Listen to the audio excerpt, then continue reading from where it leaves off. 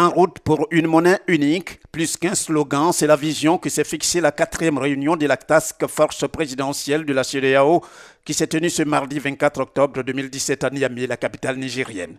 Une réunion avec pour objectif clair de parvenir à la création d'une monnaie commune dans l'espace CEDEAO. Pour le président du Niger, président de la Task Force présidentielle, cela ne peut se faire sans une volonté politico-économique. La mise en place d'une union monétaire est à la fois une décision économique et politique. Les enjeux sont importants et les défis multiples et redoutables.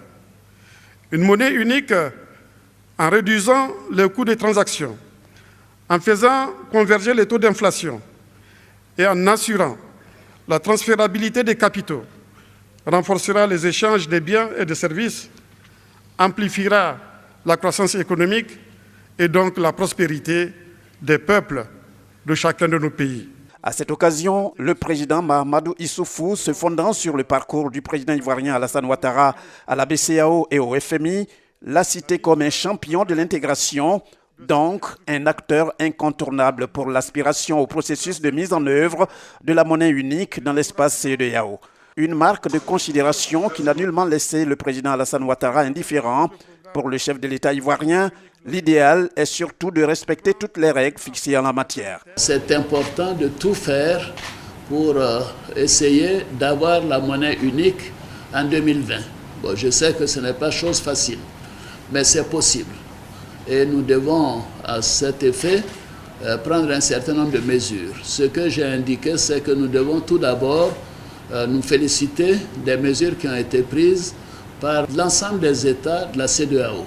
Et donc, en premier lieu, ce qu'il faut, c'est continuer ces mesures structurelles, ces mesures budgétaires, pour être sûr que nos économies sont capables de résister aux crises actuelles, qu'elles soient endogènes ou exogènes. La deuxième chose, c'est de faire en sorte qu'il y ait des politiques de convergence.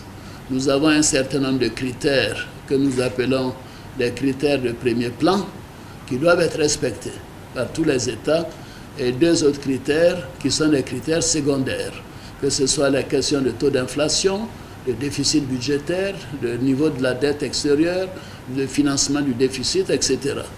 Alors, je signale que la Côte d'Ivoire, de 2012 à 2015, a respecté tous les critères de convergence, aussi bien les critères premiers que les critères secondaires.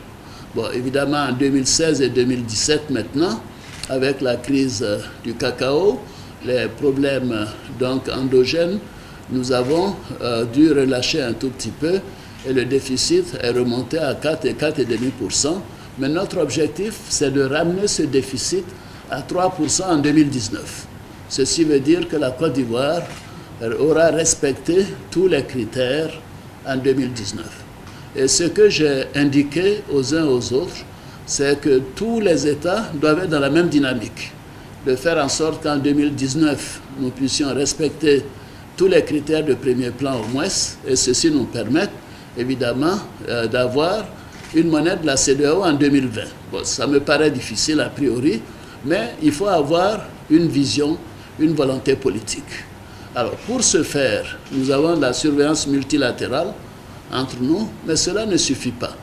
Nous avons considéré qu'il faut une surveillance internationale, que la plupart des États doivent accepter, qu'il y a une évaluation de leur économie au-delà de la zone de la CEDEAO, pour être sûr que nous sommes sur la bonne voie, que nous convergeons vers ces critères de premier plan et même les critères secondaires. La 4e réunion de la Task Force présidentielle du programme de la monnaie unique de la CEDEAO à Niamey a vu la participation de 5 chefs d'État, les présidents du Niger, du Ghana, de la Côte d'Ivoire et du Nigeria comme membres du groupe de travail, le président du Togo en tant que président de la conférence des chefs d'État et de gouvernement de la CEDEAO.